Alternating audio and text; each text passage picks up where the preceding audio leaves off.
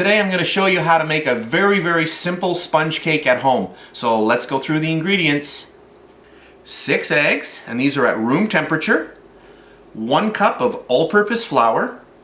1 cup of regular white sugar. 1/4 teaspoon of salt.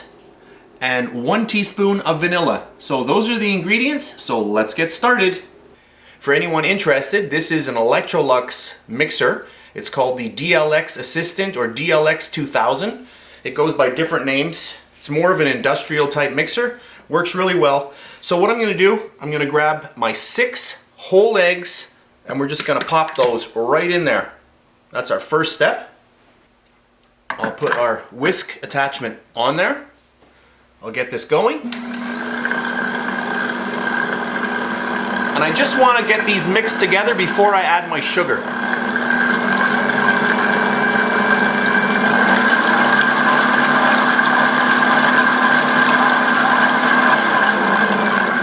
Okay, that's good.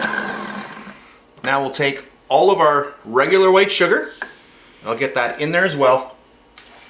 And now what I want to do is I want to whisk this on high for about 5 minutes. This is going to really give me a lot of volume, and that's what I need in this recipe. So I'm going to set my timer here. There's an actual timer on here.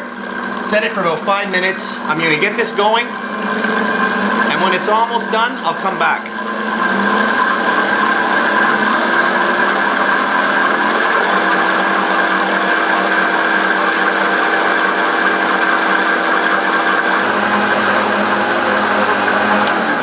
So that's 5 minutes. What I'm going to do now, I'm going to get my salt in there and my vanilla.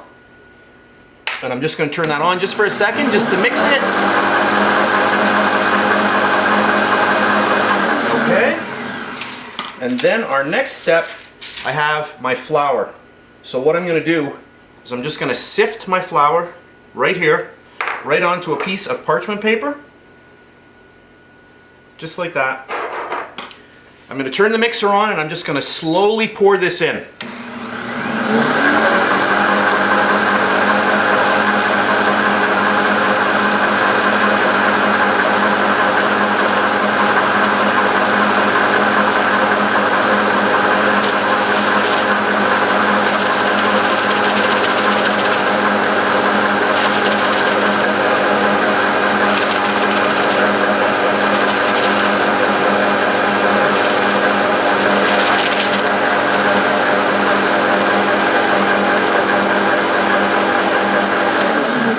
And that's it. Perfect. I've got a 10-inch springform pan here. I'm going to remove my whisk. And I've lined the springform pan with some parchment paper. So we're just going to get all of our nice batter right into the pan. Just like this. I have my oven preheated to 350 degrees Fahrenheit. And I want to do this step rather quickly. I want to get this into the oven. So I do not want this mixture to deflate. And there we go. Just want to get it even. Just like that. Into my oven now. I'll pop it in there and I'll come back when it's done. Alright, there we go. Alright, I baked my sponge cake for a total of 40 minutes. And I gave it a little press just as it came out of the oven, and it's perfect. So what I'm going to do is I'm just going to let it sit, cool down, you know, half an hour, 45 minutes. I'm not in a rush. And then I'll come back and I will unmold it and I'll show you the final product. Alright, this has cooled down quite a bit. What I'm going to do is just take a small spatula. You always want to do this because you want to have, you know, a good chance of having a clean break. And what this does is just ensures that the sides are not going to stick. So there we go. Okay. Let's grab our little latch here. Nice little latch. Just pop that open. And with any luck, drum roll please, we'll just lift that right off. And there we go. Look at that. Whoa, that's nice. Here, let me just turn that a little bit to show you. Simple sponge cake. let me just lower my camera so we can take a nice, better look at it. So I just moved my camera just to show you, a little closer up. And you can see how nice this is. Now, a lot of people wonder why there are no leavening agents, chemical ones, like baking powder or baking soda. And the reason being is that there is enough volume in the egg so that you don't actually need any of those things like the baking powder or baking soda. And we never grease the sides of our actual springform pan, because what happens is as the cake bakes, what it does is the eggs actually try to grab onto something, and they grab onto the sides and they lift up and they kind of grab in there and just hold on. So if you had greased that or put a lot of flour, what would happen is the cake would actually sink down. Okay, so it's kind of, well, that's the theory behind it. And there we go. So I'm gonna let this completely cool, and then we'll do something in a little while.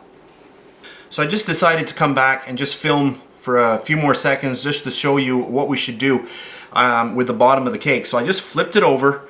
You want to just simply remove your bottom, portion of the tin, and then what you can do is just very gently start to peel back the parchment paper. So I don't want any condensation building up through the loss of heat, in the actual sponge. So I'm just going to remove this. There we go. And I wish you could feel how light this is. I mean, this is a huge cake. You should feel how light this is. It's so light. It's amazing. You could play frisbee almost with it. It's super light. So there we go. So now I will leave you for real. I am going to let this completely cool, and I'll be back in a little while. Okay, our sponge cake has completely cooled, and for this recipe I'm not going to do anything fancy, but I do want to open it up so that you can see what it looks like. So I just have it on my turntable here, and I'm using a bread knife. It's a serrated knife, and it works very well at cutting cakes and breads. So I just want to get all of this cut right through. There we go. And we'll just flip it over. Very light. You can see the beautiful texture. This is just like, little clouds. It's so fluffy. Very nice. That is good. And there we go.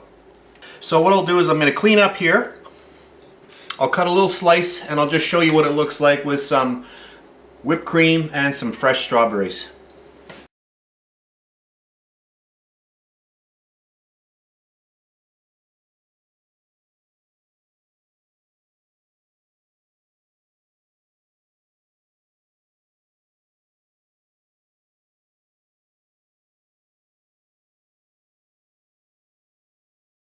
So there we have it.